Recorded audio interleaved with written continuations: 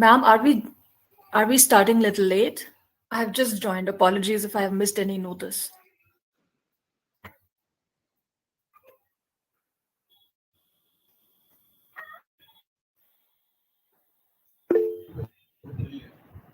Good morning, ma'am. Ma'am, we'll begin shortly, ma'am.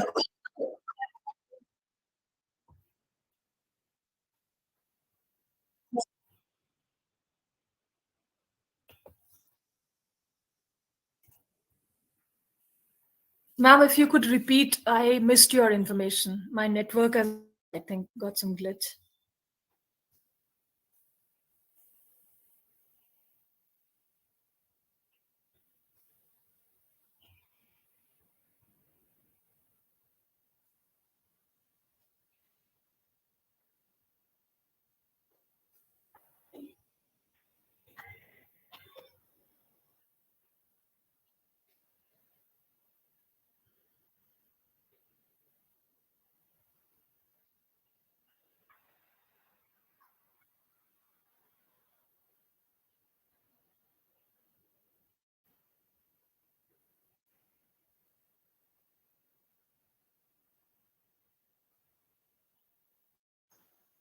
Easy no longer matters the way it once did, but it clearly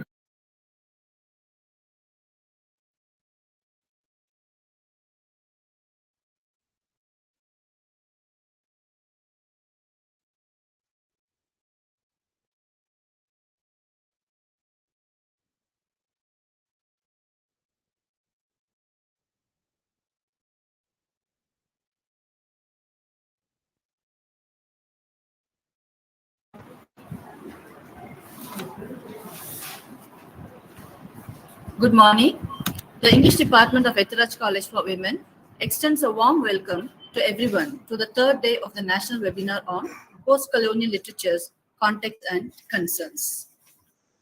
Hearty welcome to the resource person of the day, Dr. Rani P.L., Associate Professor of English and Head Department of Languages and Literature, Sri Sathya Sai Institute of Higher Learning, deemed to be University, Anantapur, Andhra Pradesh.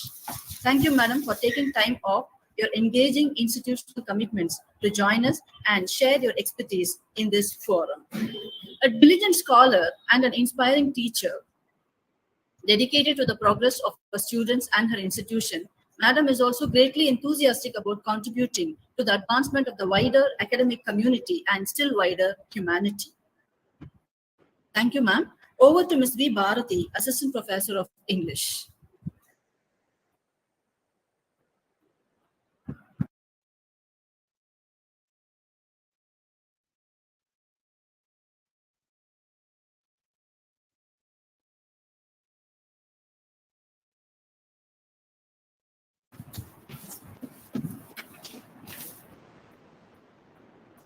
Anyone who stops learning is old, whether at 20 or 80. Anyone who keeps learning stays young. Quote and unquote, Henry Ford. A very good morning to everyone.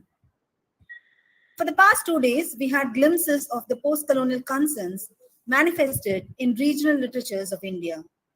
Today, we have with us an eminent academician, Dr. Rani, Associate Professor and Head, Department of Languages and Literature, Sri Sathya Sai Institute of Higher Learning, Anantapur, Andhra Pradesh, to share her views with us on the topic, Counter Storytelling in Post-Colonial Discourse, Recent Writings.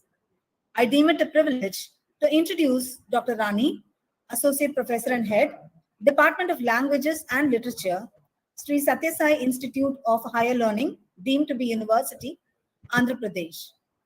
An academic with nearly 3 decades of teaching experience in higher education sector, she was a physics graduate who turned to literature for her PG degree.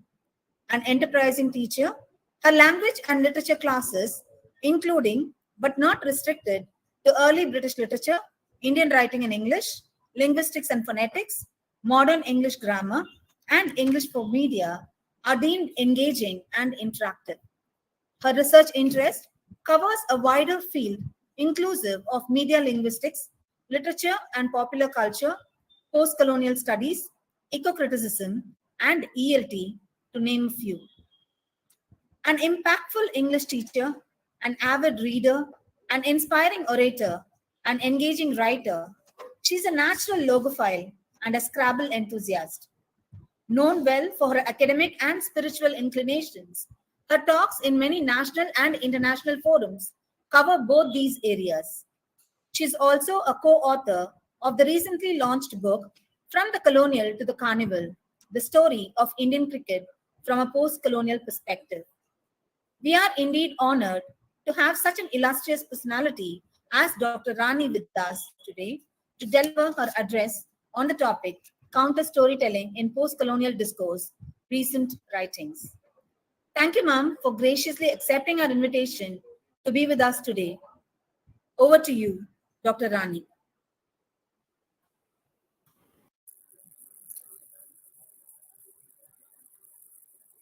Thank you, the English fraternity of... Battery 100%. Can you hear me? Absolutely audible, ma'am. And visible also. Thank you. Thank you, the English fraternity of Ethiraj College, for having me as a part of this webinar. I'm greatly honored and pleased that I have an opportunity to express some of my very recent thoughts on post-colonial writings in India. Keeping in mind the audience that we have, I have put together some slides, so allow me to project that.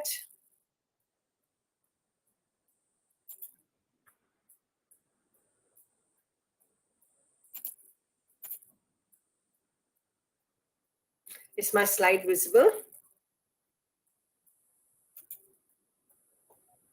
Not as of No, now. ma'am.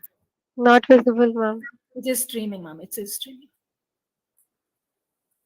Now it is, ma'am. Right. So, good morning and hearty greetings.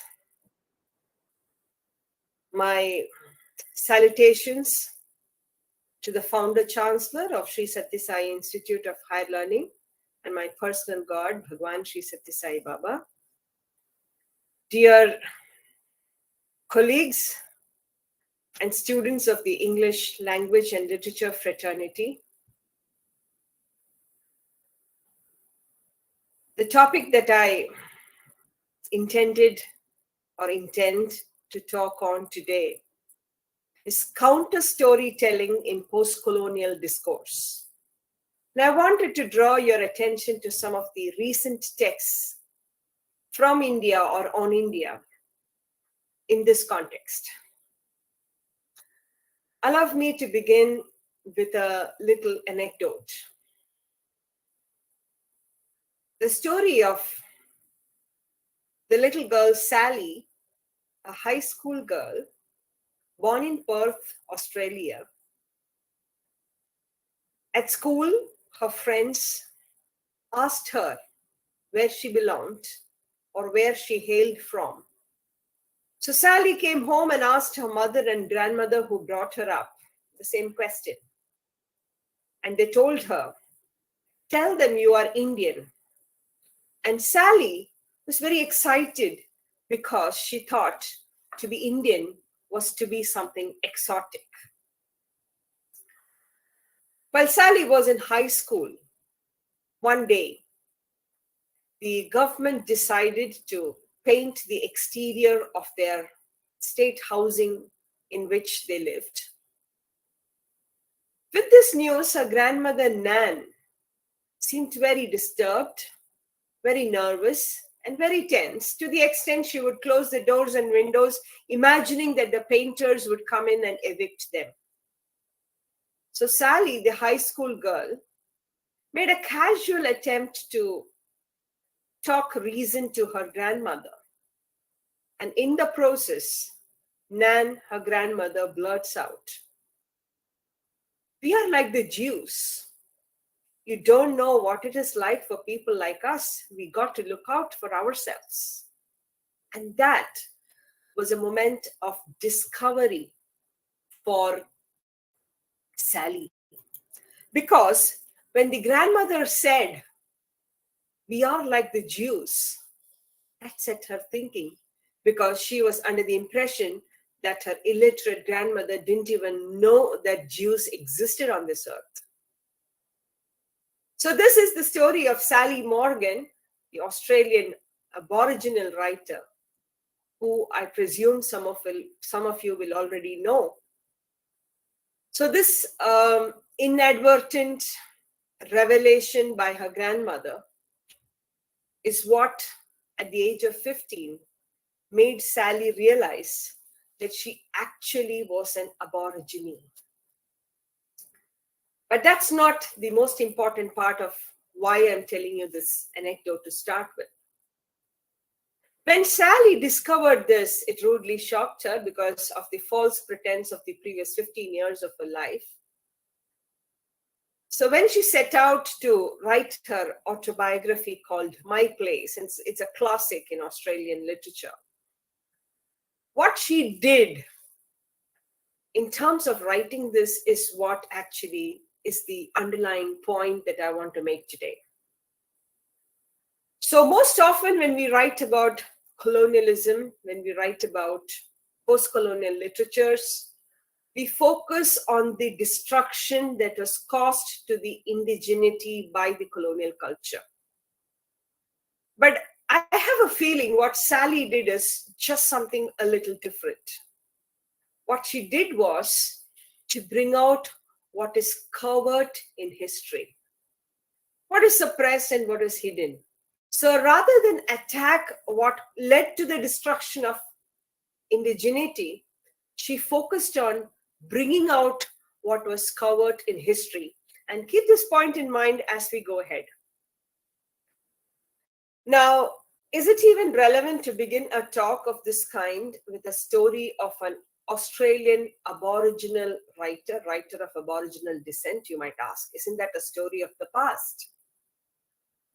If you think so, let me bring you to May 2020. The world was just beginning to get shut down because of the pandemic. And one heart-rending statement that echoed in every nook and corner of the globe was that one line from George Floyd. I can't breathe, man, I can't breathe. Those of you who keep up with the news know what I mean. The story of George Floyd didn't happen in the beginning of 20th century. It happened 2 years ago or less than that. Once again, the story of George Floyd, I'm sure you know, led to what's called the BLM, Black Lives Matter. So should we talk about it in the Indian context? Are we considered blacks? Does it even really matter to us? Let me take you to the newspaper of about 6th March. That's about 3 days ago. And look at the headlines that we have here. The whole world is worrying about the Ukraine crisis, the war that Russia is fighting in Ukraine.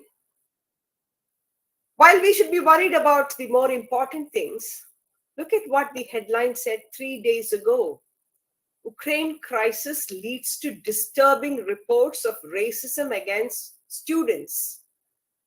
And in the social media, there are also video clippings of how students, especially from, if you read the first paragraph here of the news report, from India, South Africa, and Nigeria, were being debarred or prevented from entering public transport to reach the safe borders of Poland.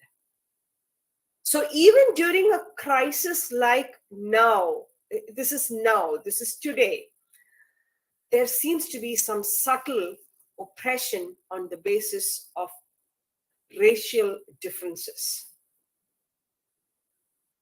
I hope this is enough proof for you to believe that this talk and thinking in these lines is important and relevant in today's world.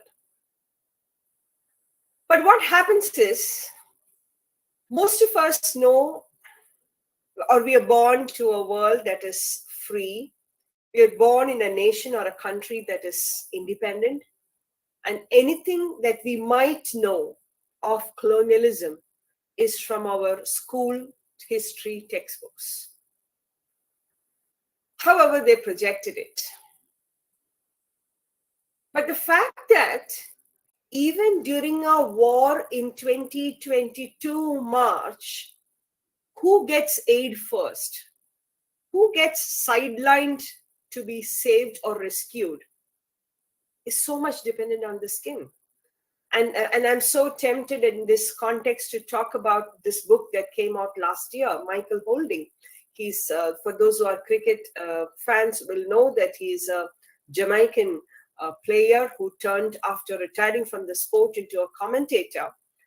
Again, sometime in 2020, soon after the George Floyd case, when he was live on air during a cricket match on Sky Sports, when rain delayed the match, he went on a rant, unconscious of what he was saying. And soon after which, because the Black Lives Matter was something that was preoccupying him.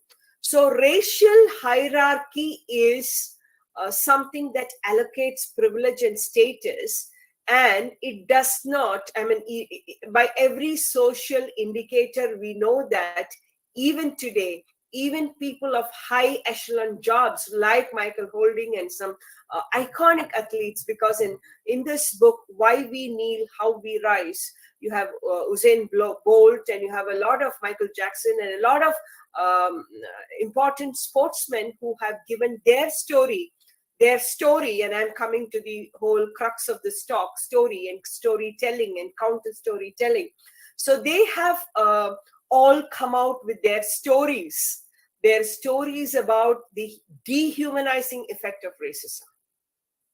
So when Michael Johnson and Usain Bolt and somebody like Holding tell us this, then it's time to sit up and think of these things, because they're supposed to be icons that are the celebrities in their own area of work. Now, even let's presume there is no racism that we face of any kind in today's world in which we live, but there is still another factor, and that is the hybrid culture that shapes our thinking. And this hybrid culture and the hybrid beliefs that we have, which are neither Indic nor European, but part and part of both, has led to a lot of social aberrations in our own society. And that would be a different area by itself to deal with. But putting the whole thing in the colonial space, 3/4 of the world have been impacted by the European imperialism. And around this experience, developed this academic branch of study that we once upon a time called Commonwealth literature. When I was a student of postgraduate, we studied this paper as Commonwealth Studies. And if you ask your teachers, those students who are in this group, you will know they all studied it as Commonwealth literature, because the Commonwealth of Nations was one of the first indicators of independence from British monarchy, so to say.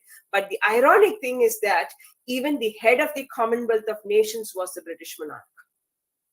So once we realized this, and there was also a very unconscious reiteration of the colonial legacy when we talked about Commonwealth literature.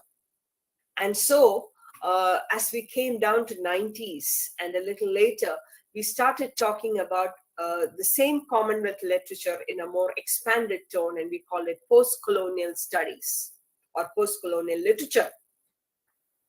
And today, probably we have widened the scope for postcolonial literatures and started calling it new literatures in English.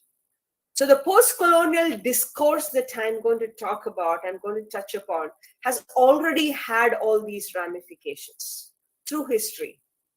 And today, especially in the American context, they have come up with what is called critical race theory.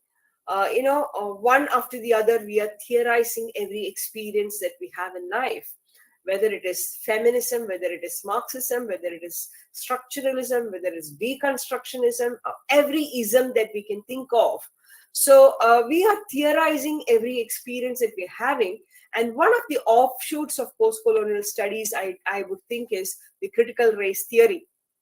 The critical race theory that the world is talking about as a part of post-colonialism. It has led to a lot of contention because very blatantly, very brazenly in American universities, some professors want to address intellectual and academic matters from a critical race perspective, and some others think that is a whole lot of unnecessary debate that the academia has come up with.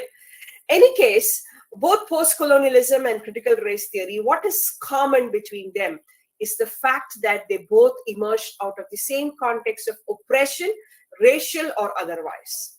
And both are intellectual responses to this oppression as an experience. Sorry. So a little bit maybe about what is critical race theory. The scholars who come together and they study what is the connection between race, racism, and power. In the good old days, it was very similar to ethnic studies and civil rights, but it is expanded to include for itself. It started as, especially in legal jurisprudence, as an idea in legal studies, but it has come a longer way to include within its scope history, economics, culture, and so on. And it is also drawn heavily, critical race theory, from European philosophers, from European theorists, like, for example, Antonio Gramsci, who spoke about cultural hegemony. And as students of post-colonial studies, we might know this term. We are talking about how the bourgeoisie, the dominant bourgeoisie, they build a hegemonic culture. And the dominant narrative is always based on this hegemonic culture that is built by the bourgeoisie. They don't seem to ever exercise coercion or force, but this is the tactic, this is the strategy, the hegemonic culture that they come up with. The critical race theory also draws from people like Derrida, who questioned the Western philosophical traditions and tried to democratize the university academic scenario. Any case, unlike every other academic discipline that we talk about, critical race theory has one special feature or a special dimension, and that is, it is also something that that has an activist mode. It tries not only to understand the social situation, but to change it. The fact that it tries to change or transform for the better gives it a little bit of an activist mode. Any case, that's now I'm actually have set the stage in the first half of this talk about the most crucial tenet or one of the hallmark themes of critical race theory, and that is the counter storytelling aspect. As students of literature, we all understand the importance of narratives and stories. We all understand the importance, or we all understand what stories can do. So counter storytelling, which is what we are going to now get into, is about bringing back the stories that have been lost amongst the marginalized. And it's not out of place at the moment to talk about what Chimamanda Adichie said when she talked about the danger of a single story. In her TED talk, she talks about, I think it's titled The Danger of a Single Story. And she says, many stories matter, not just one story. And she believes that all our cultures have stories that are overlapping. Stories and narratives are embedded in our day-to-day lives, and even current affairs or fictional works, everything we understand from a story or a narrative perspective. So counter storytelling, what does it do? It brings to light stories that are less heard of, stories that are not recorded enough, and it challenges the majoritarian stories which avoid the narrative of the marginalized. So why do we need it? Because a story or a narrative that goes untold but is necessary to be captured is what counter storytelling tries to do. Now, storytellers all believe, like how you see in this quote by Adichie, it can empower, it can humanize. It can also have a valid destructive function. So a lot of our embedded preconceptions are attacked. Counter stories can challenge, it can displace those pernicious narratives. I want to borrow this line from, I don't remember which writer, pernicious narratives, because a powerfully written story can actually begin to set us thinking about our system of beliefs. It can call attention to evidence that is neglected in history. So to start with, when we're talking about counter storytelling, and if you look at any of the lectures that are available free, or any of the Western approaches to counter storytelling, one of the most important example that everybody will quote, and after saying this, I will go to the Indian examples that I want to talk to you about today. We all talk about Rosa Parks, and we all know she's the black woman who said she would not get up to give seat to a white man in the bus, which they said led to the whole revolution of, Black Lives Matter in the good old days. Now, one of the things that the counter storytellers say is, when the story of Rosa Parks is circulated, and as most people know it, she is supposed to be a seamstress at a local shop. And the only story we know is on a particular day, she was too tired and she was sitting on in the bus back home. And there was this white man who asked, it was kind of a social norm that the blacks would give away their seats to the whites. So this time around, she refused to do that. This is all we are told in that story. But counter storytellers argue that they refuse to accept that Rosa Parks was actually a very important member of the society that was looking for the advancement of the colored people, NAACP in Montgomery, that her refusing to get up was a planned event of rebellion by the NAACP, and she wasn't the first one to do it, that even 6 months before that, somebody else of the NAACP had also, National Association for the Advancement of Colored People, had also done it. Now, these are bits of history that are not exactly publicized, because they would show that they would kind of weaken the strong imperial powers in some sense. So while we cannot close our eyes to the story of Rosa Parks, history records only pieces of it which are not so damaging to the superior imperial culture.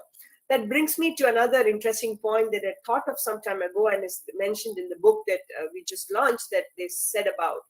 So on the one hand, the colonizer claims his culture to be superior, establishes his culture to be superior, which is why he earns the right to civilize the barbarians that he comes across.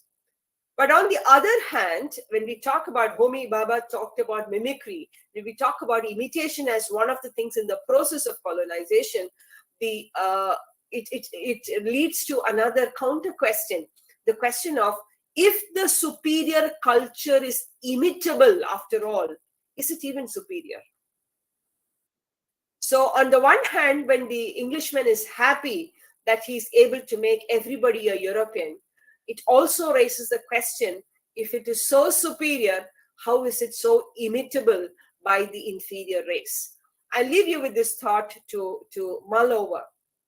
Let me come back to what we were discussing, the counter storytelling. And I also have a thought that might be a slight digression, but let me share this thought with you while I was preparing for this talk. I was also thinking Edward Said, the seminal work on postcolonial studies, culture, imperialism, Orientalism, and so on.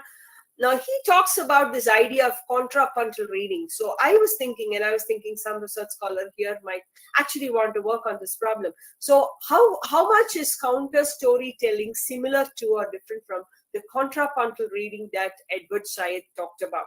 What is contrapuntal reading? In a line or two.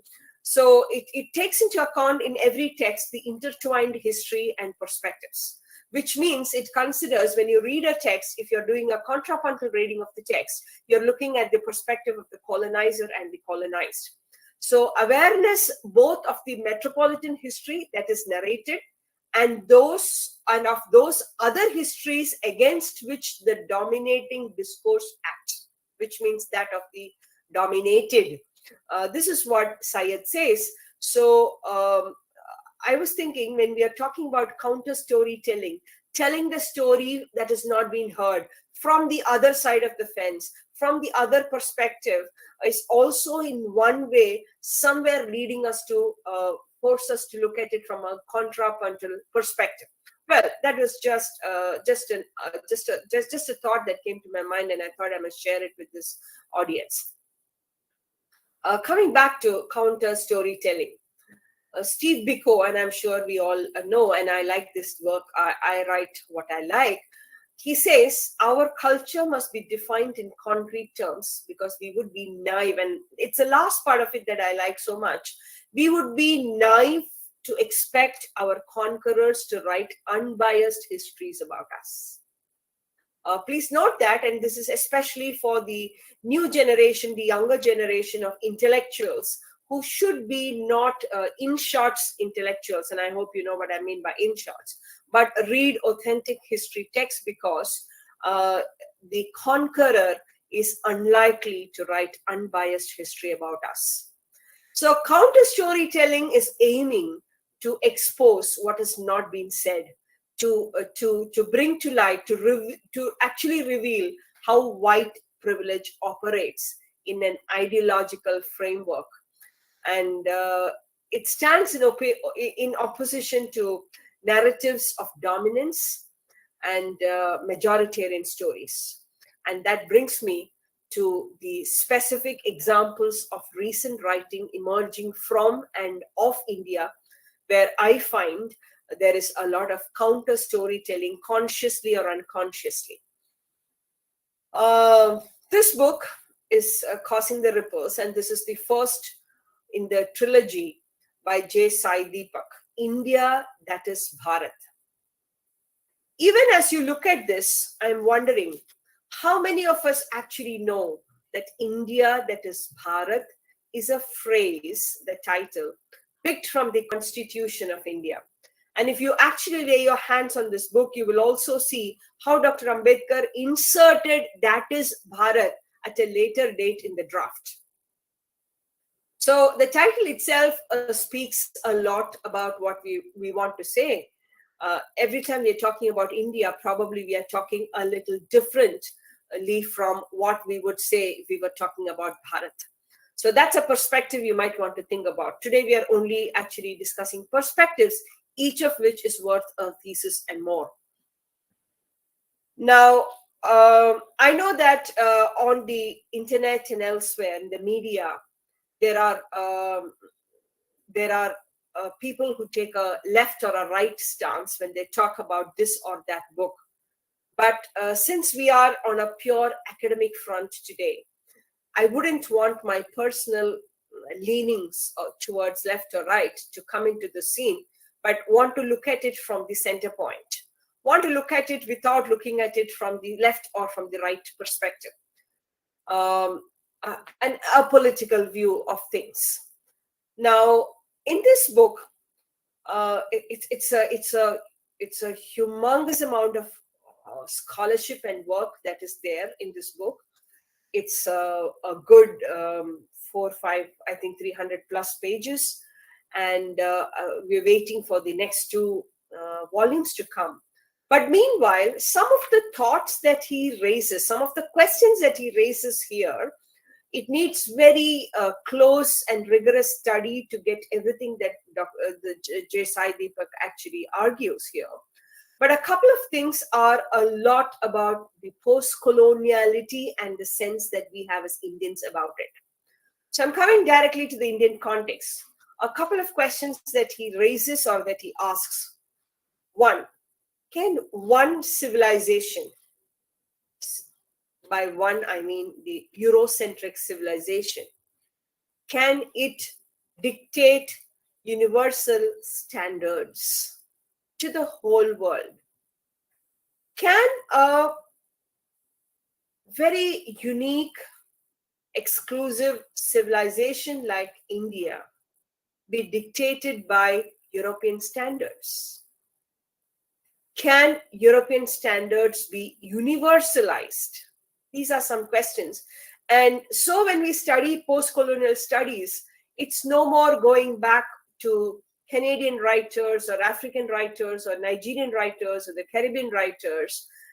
These are questions that we are still asking. These are questions that we're asking as recent as last month or today or yesterday.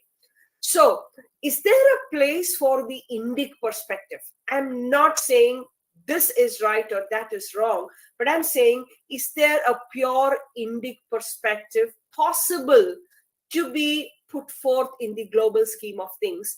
Just like a European perspective has already been thrust for 3 centuries on 3/4 of the globe. When it comes to aspects of ethics, when it comes to aspects of human rights, when it comes to aspects of science, we all want the Western worldview. And we look like a very passive civilization, says the author, Deepak. We look like a civilization that's so passive that we are happy to just sustain ourselves on the wisdom that we receive from the West, as though we do not have wisdom of our own. And anything that is scientific in temperament, anything that is rational, anything that is reason-oriented, we think is beyond Indic thinking and are of Western origin. And this I'm sure if you do an honest self-reflection, we will all agree that all the theoretical framework that we want to use as a rational or a rationale for all our studies, including literary studies, come from the Western thinkers. And it is in this context that he makes a very, very precious point, I would think. Knowledge of a subject, of an area, is really not as important as the point of view with which you look at that knowledge, you approach that knowledge, you analyze that knowledge, and you make conclusions based on that knowledge. It is the point of view that you bring to that. I mean, again, I can go back to the left tendency and the right tendency. Anything that is there can be viewed totally contrastively from a left or a right perspective. So, point of view is everything about the conclusions that we make. And in this context of point of view, let's not forget that cultural experience. Now, every cultural experience is a part of the collective memory. And the cultural experience that we implement, that we employ to look at issues in a society, are a part of the collective memory of that civilization. Therefore, it is, of course, as a part of critical race theory, there is this idea of revisionist history. But Sai Deepak says, before you conclude I'm a revisionist, meaning somebody who revises history, that's not the approach he wants to take. But then I think, this is my own conjecture, that it's not about telling new stories, but what we can do is we challenge ourselves to rethink the versions of stories we are being told. We are not telling new stories. We know stories, but we are challenged through all this debate, intellectual debates, all this new scholarship that is coming up. We are challenged to think or rethink the versions of the stories that we have been told in the past. One of the interesting examples that he takes, and let me maybe close a discussion of this book with that. So he says, very often we think that we are an invaded lot. We are the victims of invasions, incursions, conquests, India has been multiple times invaded. And this is what history says. So we look like the weak civilization which allowed ourselves to be invaded. But the whole point is, despite many number of invasions and incursions, the fact that we successfully remain today as a civilization with its own identity shows how forcefully we have been able to resist all the invasions and incursions that has come our way. If you looked at, he says how we celebrate the Marathas or the Rajputs or the Sikhs. So a completely unvarnished history of the nation is probably unavailable to us, and that's where we need counter storytelling. Instead of being told, oh, poor nation, it has been invaded too many times, we need to hear, oh, despite the many invasions, we have still sustained our individual identity. We've still survived in this 21st century as a nation with its own special features. That is the strength of the civilization that we need to be told about in our history, and we need counter storytelling of this kind for that. Now, why even talk about only scholarship of this nature that is so history based? Even I feel there is somewhere, consciously or unconsciously, there is also once again, please let me give this disclaimer. I'm not subscribing at the moment in this forum to one or the other leanings, but these efforts at counter storytelling from the pure academic perspective sets us to think of what actually history might be. Let us look at other media. Why only print books? For those who are interested, very recently, maybe just a year ago or so, we've come across this very interesting movie called Marakar, the Line of the Arabian Sea, which came in a Malayalam movie that came. And then Tanaji. Now, we have heard of Shivaji, but then Tanaji, the unsung warrior. Now, if India has started making movies based on historical records of these men, these unsung warriors, I think we are doing counter storytelling in full force. Not to forget that there are controversies sometimes surrounding some of these texts. In fact, when Marakar came out, some descendant of the Marakar family actually filed a case about some distortion in history. But at least the fact that we are discussing, is this real history or is that real history, is, I think, the true way to reach authentic history.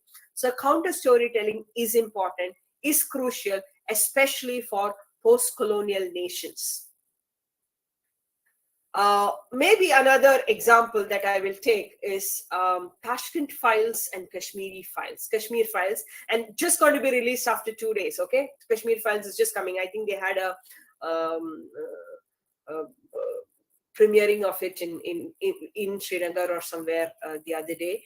But however, now I'm not sure how many of us in this audience are aware that Lal Bahadur Shastri died 12 hours after he signed the treaty with Pakistan.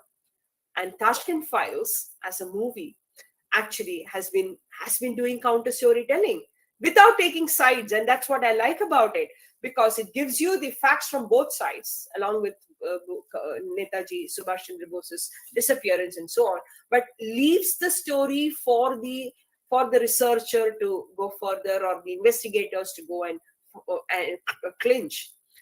But it gives us a sense of two different sides of the same historic coin. Kashmiri Files. Why is it that when there's 2 days to release, the Bombay High Court had to dismiss a plea to stall the release of this? Maybe some suppressed facts, covered history will become too largely circulated if this movie is released. Maybe it will reveal some bits of suppressed history.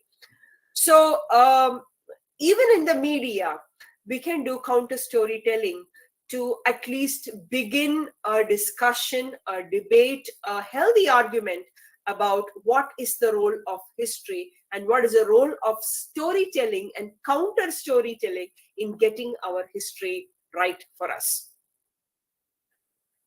Now,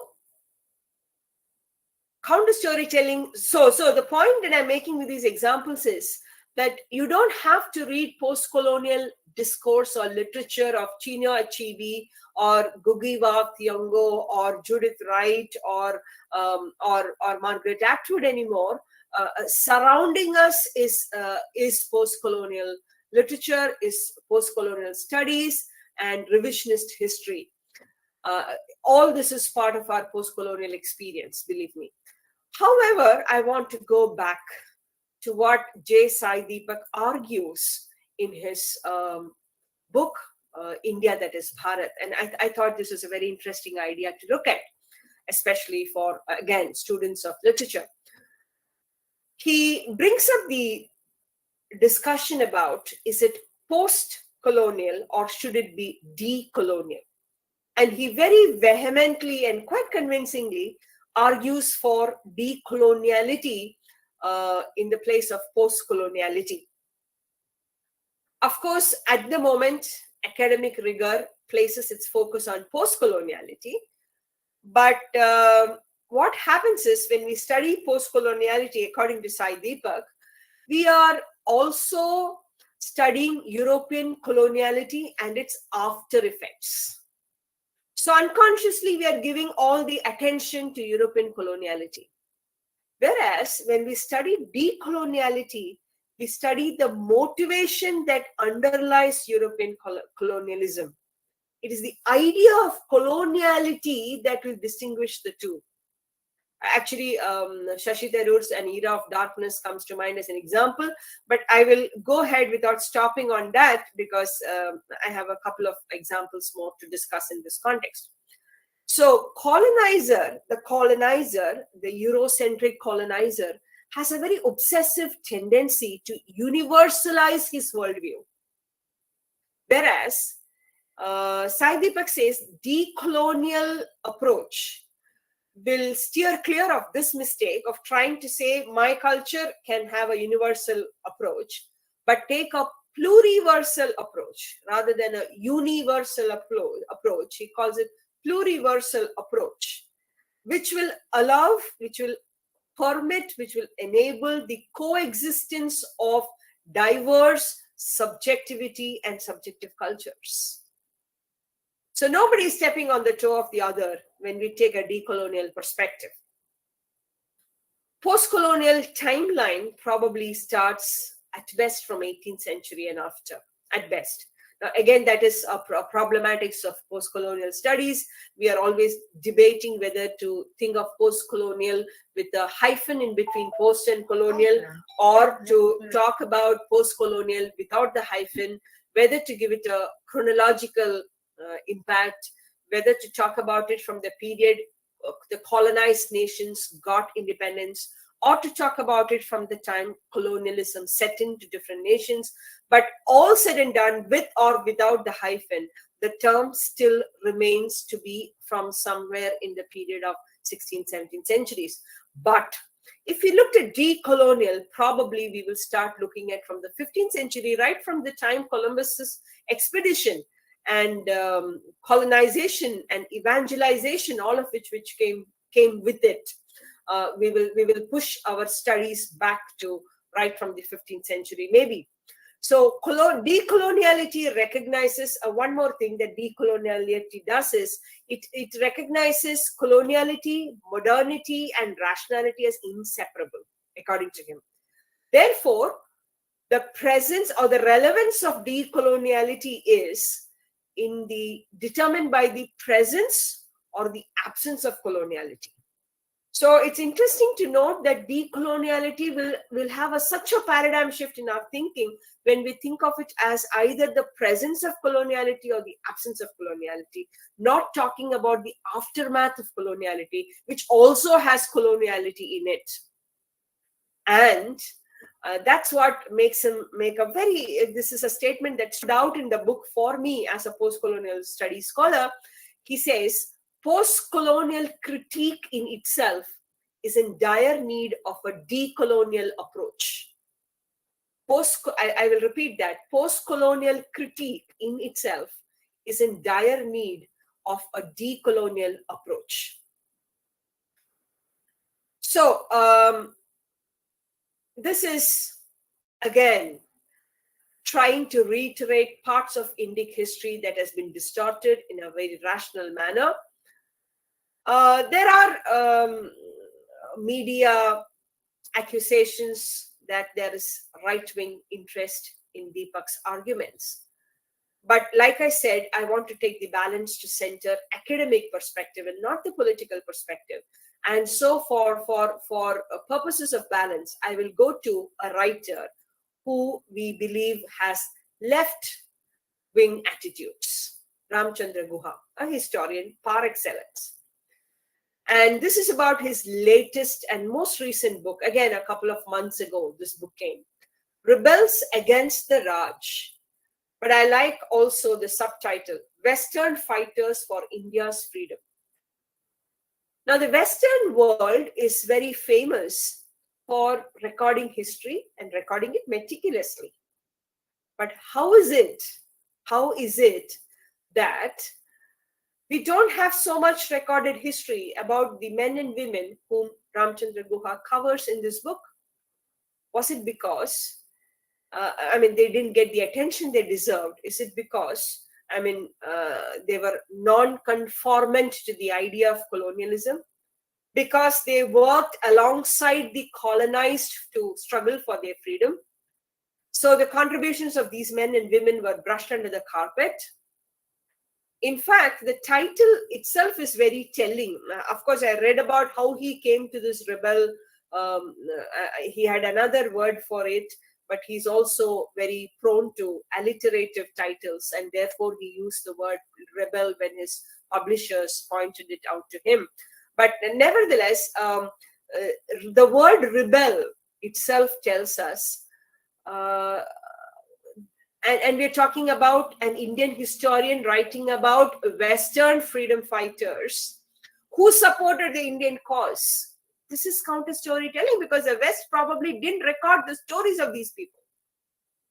They were busy recording the history of India, but did we also record the history of those who contributed to India's freedom struggle from their end, which means they were rebels? So, in the preface, it's an inconvenient truth and therefore maybe conveniently ignored, I would think.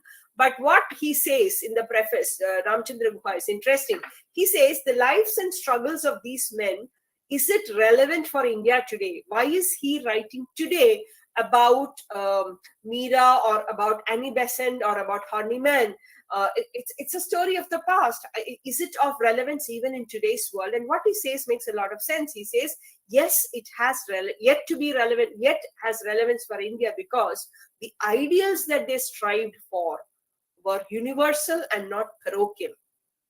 And that's what the world needs today in one sense. Again, when I say universal and not parochial, I also mean universal, which is pluriversal, as Sai Deepak mentions. Again, that's a discussion that can go in a different direction. So maybe I will, I'm running short of time, but I have one quick interesting example from this book. Horniman, I don't know, many of us here might be students of journalism, and like they told in the introduction, I'm also a little bit of a media buff. So I don't know how many of us who study journalism are aware of the contribution that Horniman made, a Britisher who made to our journalism. Benjamin Horniman is one of the stories, very interesting stories. So he was actually the Statesman was the leading newspaper in the Indian subcontinent. It came from Calcutta, which was the capital of the British India. And all its senior management would, in the morning, write a very sonorant editorial and then go away to play golf or horse riding and have a luxurious life. Horniman, in contrast, would travel around the presidency, write about the rural distress of people, even write about Hindu-Muslim conflict of those days. And when there was a popular movement against the partition of Bengal, he also took to the streets along with the citizens, barefooted, walking in white dhoti and kurta like a true Indian patriot. And no Western history actually records it, at least I think so. That's what Guha also claims.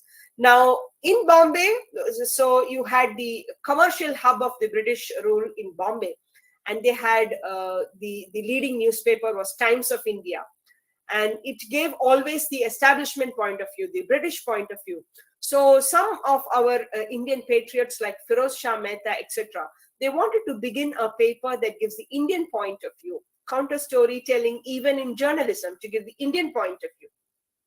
But they wanted an Englishman as the editor, and they approached Radcliffe, who refused, and then Horniman took it up.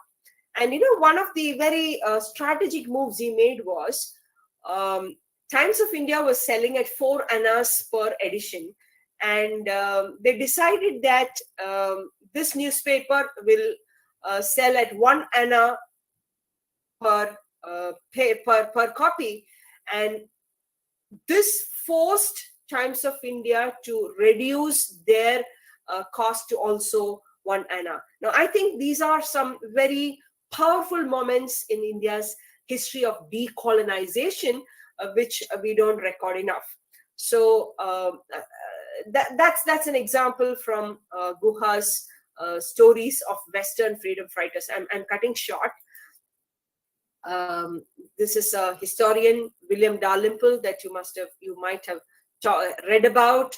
And he also, he talks about he's very passionate about the history of Delhi, and he talks about in this last novel, they say it is the first account to present the Indian perspective of the siege. Now, mind you, this is a Scottish historian writing on Indian history, and more specifically, the Mughal or the history of Delhi. So, or about Kohinoor also, that's another book that he's written. I mean, he has a lot of interesting books. So, you see, these are all counter storytellings. I don't find a reason why a Scottish historian would actually give us the Indian perspective to challenge the dominant narrative that already existed. And let me now go back to go to the last example that I have. I'm cutting short. Give me 2 minutes to close this talk. So Amitav Ghosh and his, again, book that came out last year, The Nutmeg's Curse. It's a rave. Everybody is talking about it. Everybody is reviewing it. And everybody is talking about it from a perspective which is clear from the subtitle, Parables for a Planet in Crisis. So they say this is the latest in climate change fiction. So everybody is studying it in eco-critical studies or environmental studies and studying it for the climate change perspective. But I wish and I hope that we don't miss the other perspective. He's actually an Indian writer writing on the colonial practices of an island of Java. The nutmeg is something that was found only in the volcanic islands of Java called the Banda Islands. And they were very, very precious, the nutmeg. And 16th century Europe, if you had a handful of nutmegs, you could buy a palatial house. That is how expensive it is. Now, obviously, the European traders turned into conquerors, and the indigenous Bandanese community, the islands themselves, paid a very heavy price because of this precious commodity. Now, when Amitav Ghosh talks about this, he's not only talking about the abuse of nature and the natural product or commodity, like in India, the spices and the silk. So similarly, the nutmegs there, but he's also talking about the colonial mindset that exploited human life as well as natural environment. And I think that's, again, counter storytelling in today's world. He's connecting the dots between imperial practices and climate change. So counter storytelling is useful whichever area of study you pick up. And I will probably now close my talk by skipping a couple of other points. When we are talking about the relevance of what we are doing today, Stanza 2022 is an ongoing literary event. It is one of the biggest poetry festivals that happens, a Scottish poetry festival that happens every year and in the second week of March. So even as I'm talking, this is an event that's going on. And let me also remember when we spoke about William Dalrymple, maybe I forgot to mention, he's also the co-founder and co-director of the Jaipur Literary Fest, which is also ongoing and it's one of the biggest literary festivals in the world. So coming back to stanza, taken from the word stanza of poetry. So this is an annual event and it's an international event. And at this event, this year, we have Luba Yakimchuk. She's a poet. And what she says in one of the interviews is what I would like to close with, because this is, again, so very topical, recent, and relevant. New strong narratives. And she lives in, mind you, she lives in Ukraine, okay? Kyiv in Ukraine, about which we are hearing a lot. So new strong narratives can lead to life-changing things. Counter storytelling, so to say. For centuries, Ukrainians have told each other the story of being victims. Because of Soviet propaganda, Ukrainians believe that the heroes are dead people, and that is dangerous. This is very similar to what I said about Indians are made to believe we are victims of incursions and invasions. It's time to tell that we are actually heroes who fought back valiantly, because of which we today still have existence and identity in the world, in the post-colonial world. I think she's saying something very similar. When I read this, that's what I thought. She's saying Ukrainians have been told each other the story of being victims. There is Soviet propaganda, and Ukrainians are made to believe that the heroes are dead people. The Russian political narration of history is just a story, fiction that is based on disinformation. I think that new Ukrainian stories are changing this narrative, importance of counter storytelling. And the last line clinches my talk. If we don't tell stories of ourselves, our enemies will tell them for us. If we don't tell stories of ourselves, our enemies will tell them for us. With that, I hope I have led you, all students and teachers, to some thought-provoking ideas about the importance and relevance of counter-storytelling in post-colonial discourse. Thank you so very much for your patient listening. In case there is something we need to discuss, I won't promise that I am a know-it-all who can give answers to all your questions, but we can trigger some discussion if you feel so. Otherwise, thank you.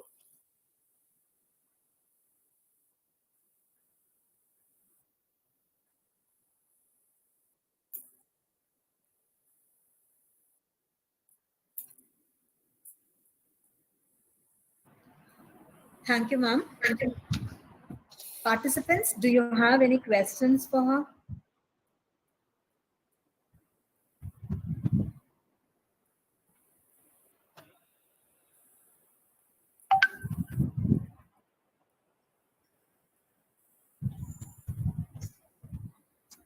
Any questions? Any observations?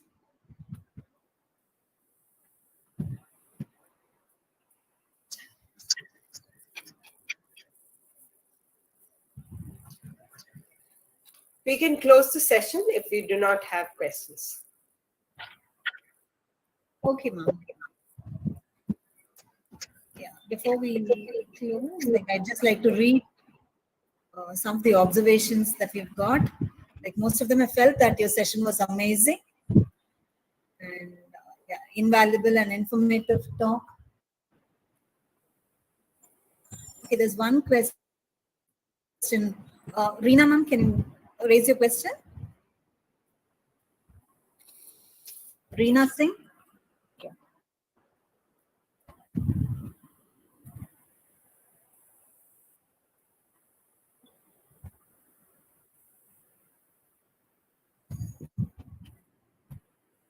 Yes, please go ahead, Reena Singh. You can unmute yourselves and speak, can she? Yes, ma'am, she can.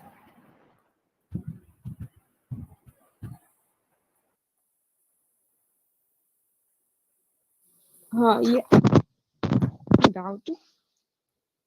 Am I audible? Yes, you are. Okay, so I was asking that you said that our stories matter too, okay, and that our perspective is of most important. But as we saw recently, there was do you removed some of the writings by some two Dalit writers and one by Mahashweta Devi, just because it was it might be detrimental to the our uh, our culture. I mean, it shows it was not in accordance with other writings that shows our culture superior, or it was not in very praising terms. Like it was not praising our history. It was showing some very uh, shortcomings of our past. Am I audible? You are. So can you come to the question? I didn't quite catch the question. Okay. So I was asking that you said that history picks what is not detrimental to the established or superior culture, right? Okay. Yeah, but and you said that our writings, our stories matter too. Yes. Yeah, but we are do you remove some of the writings by the two Dalit writers and by Mahashweta Devi very recently in last year? Okay, you're talking about some texts which have been removed. Is that what you're saying? Yeah. Okay, Yes. okay. So, unfortunately, that's why many times in my talk I kept making the disclaimer that I will not get into the political angle of it. In the intellectual and academic perspective, it is important Okay, but to. don't you think that it was not allowing someone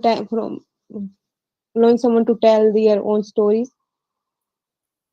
The book is not banned. It's just that people who decide the syllabus have decided not to have it there to avoid any ethnic. No, it's like I was talking about the literature. Okay, if you think that it's not what you want to talk about, then it's fine, I think. Yeah, I haven't exactly understood. Maybe you can put it on the chat or mail me, because it's not very easy to understand what you're saying. But from what I gathered, is it right to remove certain texts from the syllabus? I think sometimes they are politically motivated. Sometimes they are to avoid campus conflicts. But until, as intellectuals, we outgrow these tendencies, maybe these measures are required. But once we approach every single text from an intellectual, unbiased perspective, then I think it is possible to listen to stories and counter stories with the same balance of mind.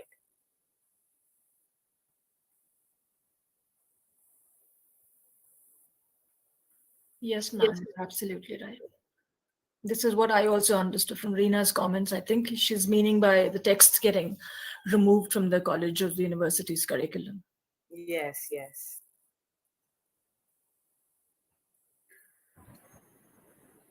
Any more questions? Thank you so much for your presentation, ma'am. It was wonderful. From Braniman, someone has asked for your mail ID. Yeah, Would you like to share it? I can put it on the chat box, and whoever needs it can pick it up from there. Okay, ma'am. Thank you so much.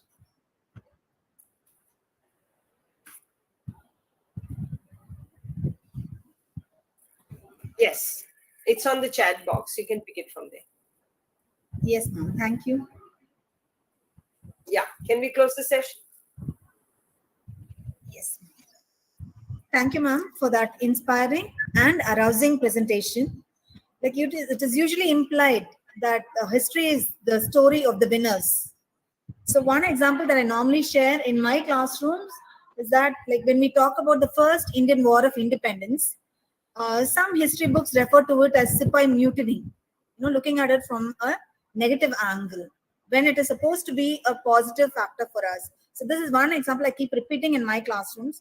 So I think it is quite relevant at this point. So the viewpoint in which the history books are written determines whether it is written from the victor's point of view or from an unbiased manner. So your address on counter storytelling reiterates the need for more works which would bring out the covert in history, on the stress on being more constructive in recording our history rather than destructive criticism of all that is Western, I guess, is the need of the hour. And as you rightly pointed out, we studied Commonwealth literature when we were students, but as teachers, we now teach post-colonial literatures. So the contemporary literary works that you introduced us to as part of counter storytelling are an eye-opener to most of us to perceive India as an emergent decolonial force to be reckoned with. Thank you, ma'am, for your valuable insights, and it was indeed a pleasure to listen to you. Thank you. Thank you. Thanks, everyone. Your passion actually towards the topic is pretty contagious. And I'm sure most of our participants could actually relate to whatever you're talking about. Thank you, ma'am. Yeah, nice. Happy. I hope it has triggered some thinking. That's the ultimate aim of all academic discussions. Thank you.